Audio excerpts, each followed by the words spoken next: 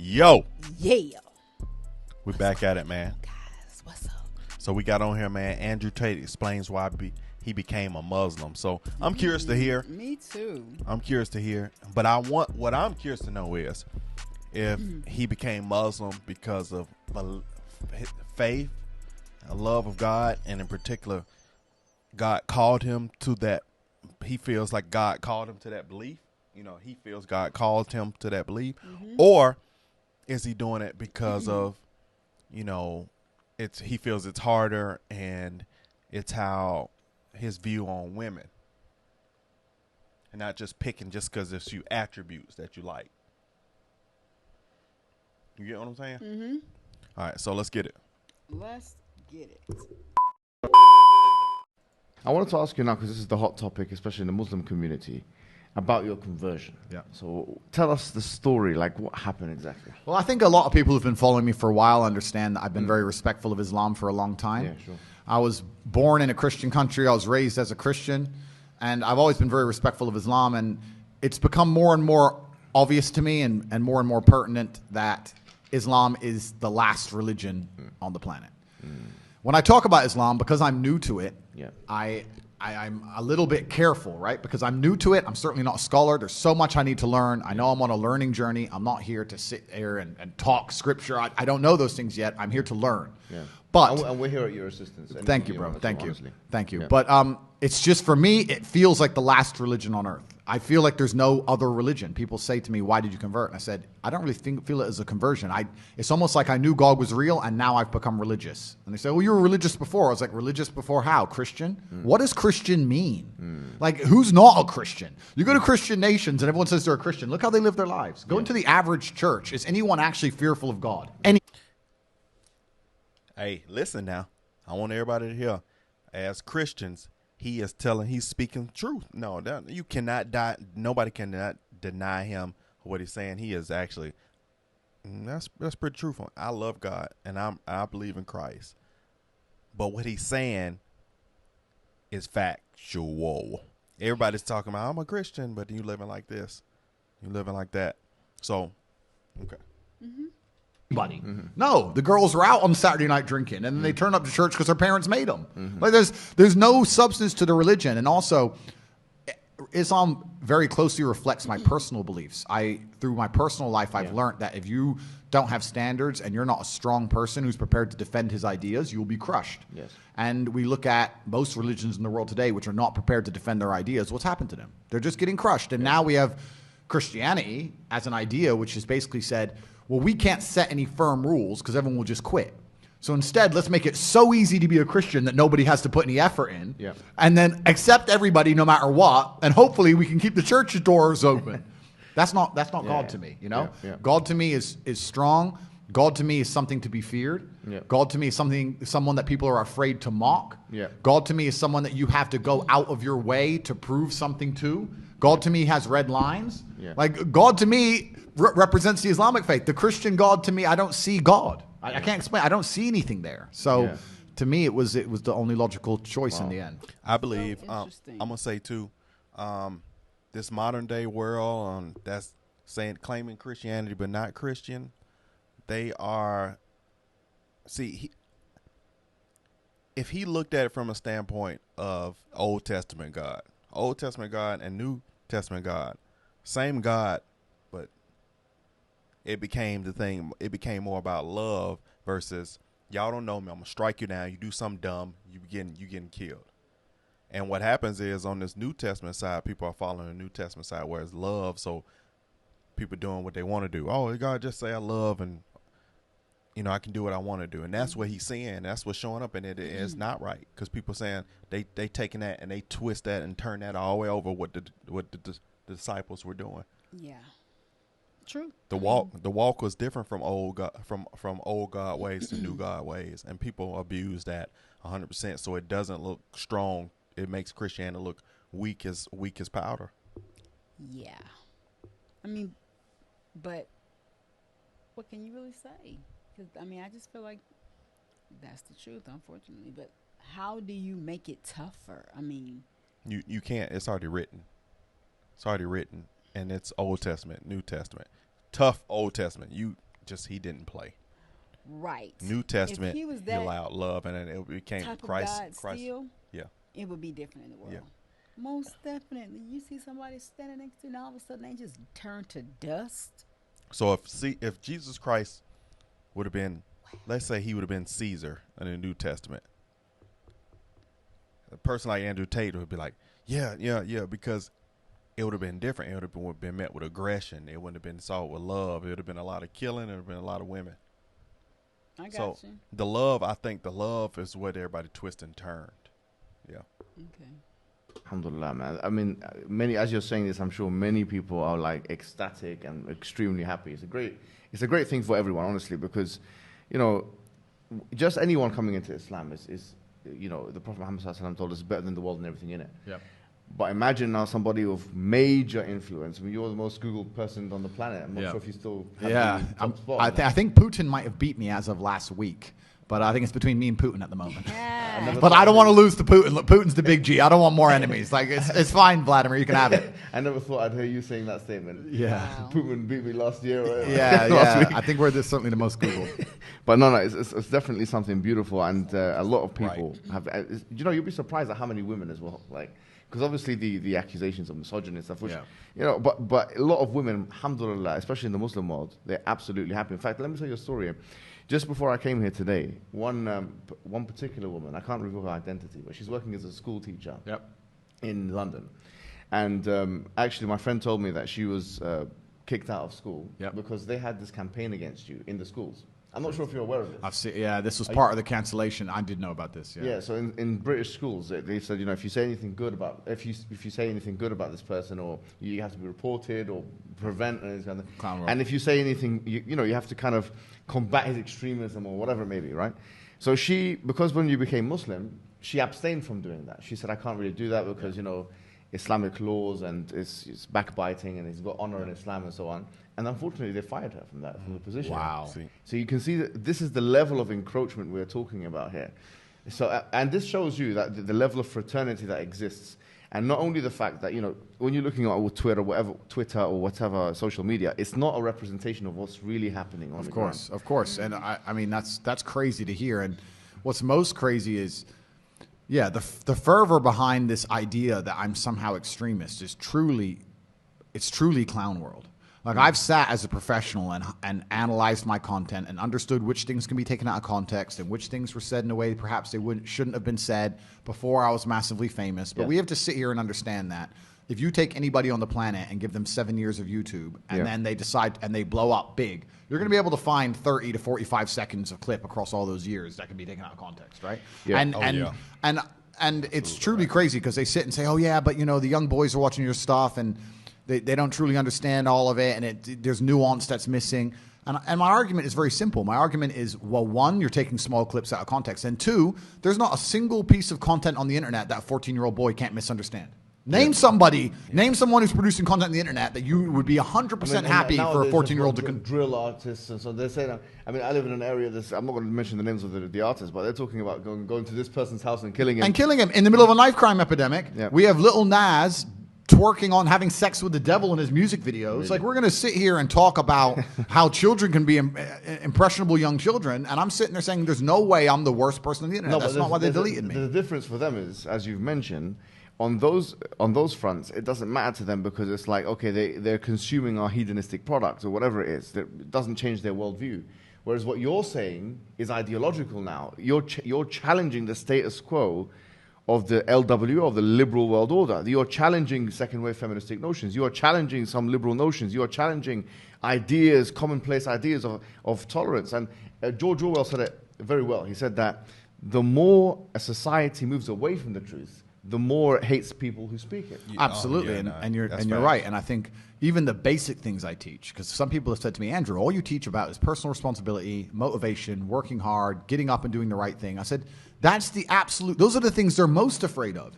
If you teach people to have standards for themselves and to be morally strong people and to know right from wrong, then they can't brainwash you. Yeah. So that's what they're most afraid of. They're most afraid of young men waking up and going, no, I don't believe that. You have to believe it. No, I don't believe it. I don't want to. And I want to go do this. I want to go to the gym and be strong, or I want to believe X, or I want to be a moral person. They genuinely have a problem with baseline morality. Yes, yeah. Understand? When some people recognize when I converted to Islam that there was a time I was an atheist. There was a time when I was atheistic. And the reason I am now so absolutely certain that God is real is because I've seen evil. I've seen shaitan. I've seen it. When you see enough evil, you realize that there must be an equal and opposite force. And there are people out there in the world today doing the work of the devil, genuine demons, who are trying to destroy the baseline morality that's inside of all of us. We're all born with some kind of morality, and they're trying to destroy it. And that's exactly the Islamic understanding. That we believe that you're born with something called fitrah, which is the initial goodness. You're born with an innate belief, receptivity to believe in one God. Yeah. And then that is corrupted. In fact, there's a prophet, hadith of the Prophet, where he says, كُلُّ مَوْلُودٍ يُولَدُ عَلَى الْفِطْرَةِ. Every born child is born upon this initial goodness. فَأَبَوَاهُ يُهَوِّدَانِهِ أَوْ يُنَصِّرَانِهِ أَوْ يُمَجِّسَانِهِ. And then his father and mother, or his parents, they socialize him into Christianity, Judaism, Magiism. So the idea is that everyone is born with this initial goodness and this initial will or want to believe in God, one God. And then, as you mentioned, I mean, it's what you're mentioning here is profound, because you're mentioning a central doctrine in Islam. But it's and this is why perhaps I found God the way I did, because I understood all these things first, and then I saw the Quran and it confirmed so many things. I mean, I can agree with some of the things he's talking about in regards to how God, who God is, but the way he's coming about how he derived that's God is like, you know what I'm saying? No. Because he's kind of like, if God is this great thing, and like, who is the God of Islam? Like, what's the name of the God that they worship? Islam. Is there a particular God that they worship? Allah. Okay. So,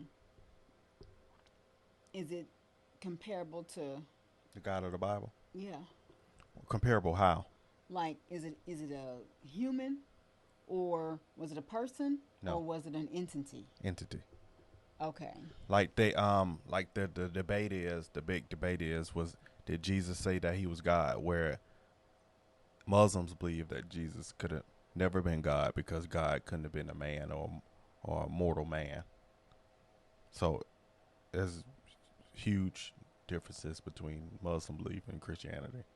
Right. Well, I believe that, but I'm just saying, I think how he describes how vast God is, I get that, but I still don't get how he is deriving it, like where he's getting who God is, if he's going back, if he's, I guess when you want to learn, you're going to seek different things. I know I was there at one point in my life. Mm-hmm. But Where you getting at? he went to other things, he didn't, Christianity, he didn't go back there. He was saying, okay, this, even though God is this great entity, this is still not it. I'm going to go to this religion. Yeah, it's almost like you religion jumping to see the one that fits you best, versus I'm going to say, okay, that's it. He made his choice to go over to Islam.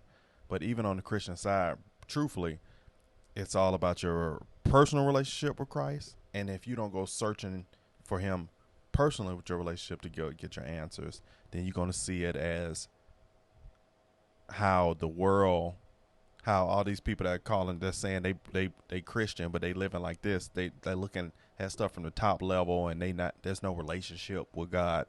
And so I think so I don't really know what his relationship, it feels like you just jump, I'm going over here because this is the last one living.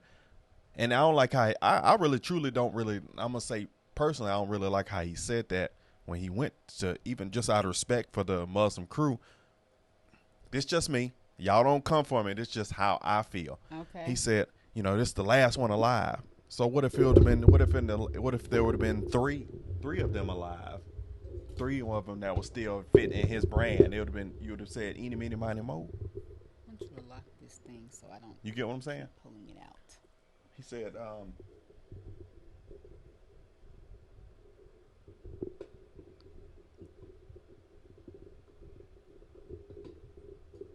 Gracias. He said it's the, like I said, he said Christianity, Islam is the last alive. So why'd you make it seem like it was just by default? I don't really like that but like I said, I'm not him. Don't come from me. I'm a fan of him. This just my personal opinion, how I feel. Don't go somewhere just because you feel like it's the last, that has, can do something that's close to how you feel or your beliefs. I don't know. I don't feel like, I don't know. I just think that, yeah. Okay, that's it. Okay. For me, like even the conversations I've been having so far, so many things have been confirmed, and it's amazing the knowledge that's inside of it, which is so applicable today. For an old book, right? It's supposed to be old, but it seems so timeless.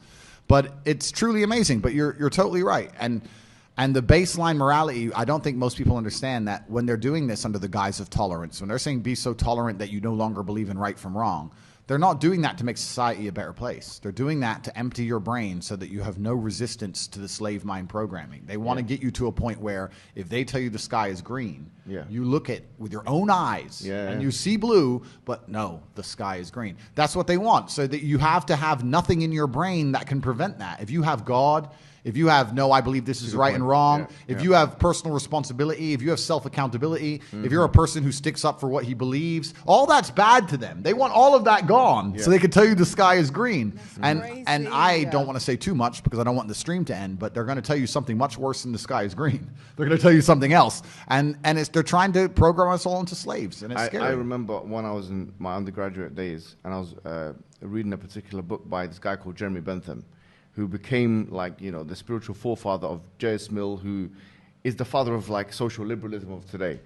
And I remember reading this because it was so powerful, because it linked to something I read in the Quran. He said that, you have two gods. He said you have the God of pain and you have the God of pleasure. And I thought, this is so interesting. The Quran states, أَفَرَأَيْتَ مَنِ اتَّخَذَ إِلَهُ هَوَاهُ. Have you seen the one who takes his own desires as a God? Yep. And because now there is no transcendental force that we can look up and, as you say, venerate. Now we're forced to be slaves to the system, we're to our own desires. Or, the Quran has another verse which I think is so powerful and connects very well with what you're saying. It says, God darab Allahu mathalan, rajulan, that God has struck a parable of a man, fihi shuraka mutashakisuna, that he's got many different slave owners. Wa rajul salaman li rajulin, and another kind of man who's only got one slave owner. God is basically telling us in the Quran that you've got one example of one individual who's got multiple slave owners and another one with just one. He says, هَلْ يَسْتَوِيَانِ مَثَلًا. Are they the same? So here, the idea is, as Rousseau said it, he's a liberal philosopher, he said that man is born free but everywhere in chains. This is the order, because if you don't have that God to worship, then you're going to end up having to worship to everything else. And the whole part of the Shahada which you took, which is Ashhadu an la ilaha illallah wa ashhadu anna Muhammadan Rasulullah, the true meaning of that, La ilaha illallah, is that there is no God worthy of worship except for one God. Yep. Which means that your desires or the system or these people that want to control us, the problem is they're not worthy of worship. The only one worthy of our subordination and submission is the creator of the heavens and the earth. There's no one else. I agree, and I completely agree, and I've agreed with this for the longest time. I've never been to a music concert, and people ask me why, and I said, I just look at it and I feel embarrassed. I look at someone up on a stage dancing around, and I look at hundreds of thousands of peasants in the crowd, just yeah. I'm like, it's I feel cringe. It's like secondhand embarrassment when I see these festivals and everyone's losing their mind, or these music concerts. I genuinely feel embarrassed for the people who go, because to me that is a form of worship. You can listen to the music. Yeah, that's true. That's true. Whenever you have that person up there, especially if they up there saying vile stuff and they just buck up there, and you like, you are worshiping. That is a form of worship. Your hands up, you worshiping. You worshiping. You don't know that you worshiping. You signing a contract. You're worshiping. At home for free. You don't have to wait in that line and stand out in the cold. I don't know. Perhaps it was a bit extreme, but I've always known that they're trying to give us false idols to some degree. And when I speak to atheists, atheists. They go, oh, I don't believe in God. But they've signed up so hard to the liberal woke agenda. They're as religious as anybody, but they're just believing in the wrong things. Yeah. They're believing in degeneracy, and they're believing in the work of the devil. So Yeah. humans always I need agree. something to believe in. I agree. And it's a great thing you said about your own desires. It's like one guy I was talking to since my conversion says, it's interesting that somebody with everything, all the Western world, everything somebody could want Exactly. has now converted. And I said, yeah, because even before my conversion, I understood that hedonism is a black hole and you can never fill it. You're never going to be able to have enough girls to be happy with girls. You're never going to be able to have enough money to be happy with money. You're never going to be able to, drink enough to be happy with drinking. Like, it's a black hole, and you can pour endless things down it, but you'll never fill it up. And So that's like you want one thing, and once you get that thing, you're already looking at something else. And That's you it. haven't even enjoyed your thing yet. And it's so funny too because let's say this Mac laptop, right? I'm like, man, I want that Mac laptop. I'm gonna get that Mac laptop. I want that Mac laptop. And you get it, instantly that feeling. It's like, What's the name? I want that. Exactly. I want that chalkboard. I Oh, want I that see board. that. I want that board. I want that board. They got a new phone out. Or they got a new watch. Yeah, That's it's why you like, can't. That's why the goal you can't strive for the material thing because No. as soon as you get it, it's over. Okay. Yeah. It's you the get raw. it, and it's like instantly, oh, okay, got it. Then it just fades away. Mm-hmm. Yeah, so true. you need to have some degree of self-restraint. And I've always been a very disciplined person. I've never made mistakes. But certainly, the higher power is going to give you more satisfaction in your heart than endless insanity.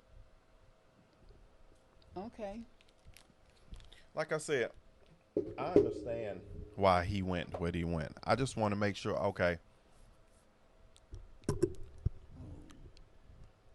But I understand too Christianity, and I'm gonna be truthful. As a Christian, as a lover of Christ, Christianity has not shown a good example of God. It's not. It's not. Let's be real. It hasn't.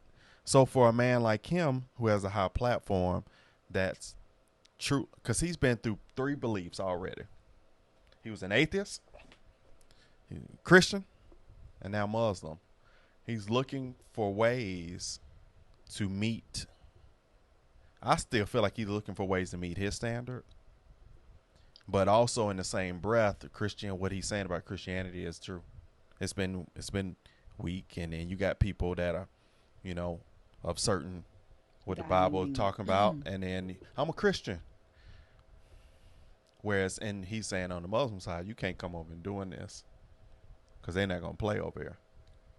So I understand why he's done it, and I think it's a value mix of who he is and why he thought that he came over there. But Yeah.